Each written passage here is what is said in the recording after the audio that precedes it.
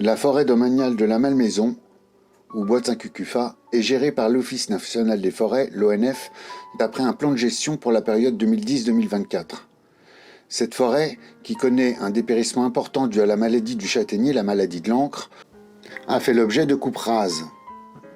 Les deux parcelles que nous allons voir sont en futaie irrégulière et se caractérisent par un peuplement d'arbres présentant tous les stades d'évolution, du semis à la vieille futaie. Parcelles d'un couvert végétal à 90%, notamment des chênes anciens et des châtaigniers. Ce mélange est plus ou moins équilibré dans les différentes classes d'âge et de diamètre. On peut noter aussi la présence de jeunes hêtres et charmes en faible quantité. Les espèces pionnières par contre n'ont plus leur place ici. Dans les motivations d'exploitation de ces parcelles sur l'affiche des parcelles informant le public, il n'est nullement question de coupe sanitaire. La coupe rase figure uniquement dans un communiqué du service communication de l'ONF.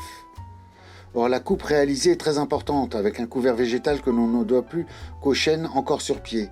Il va être très difficile et hasardeux, voire très long, de retrouver ici une futaie irrégulière. Ces parcelles sont effectivement impactées à 60% par la maladie de l'encre, avec des châtaigniers plus ou moins morts sur pied par zone bien visible. D'autres en isolé sont en très bon état. Mais le constat est que pour le moment, tous les châtaigniers ont été abattus. Certains en bois énergie, d'autres belles grumes en exploitation, sans doute vers l'Italie. Encore faut-il espérer que les chênes anciens restent sur pied.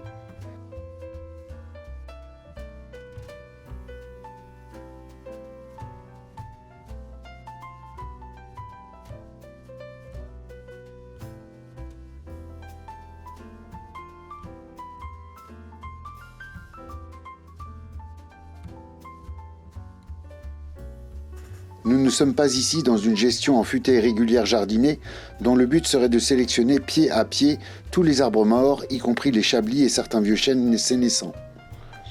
Nous pensons que dorénavant, en forêt urbaine, l'orientation de l'exploitation, compte tenu de l'état sanitaire de nos forêts, passe par des coupes jardinatoires. Maintenant, la futaie irrégulière. Les objectifs principaux d'une coupe jardinatoire sont la régénération naturelle de la parcelle, un couvert végétal maintenu, une gestion sanitaire sélective et le renouvellement diversifié des peuplements. Une coupe jardinatoire est opérée sur plusieurs parcelles entières dans le but de récolter les arbres morts qui n'ont plus leur place, tout en préservant la régénération naturelle et en accompagnant les effets du dérèglement climatique sur la forêt.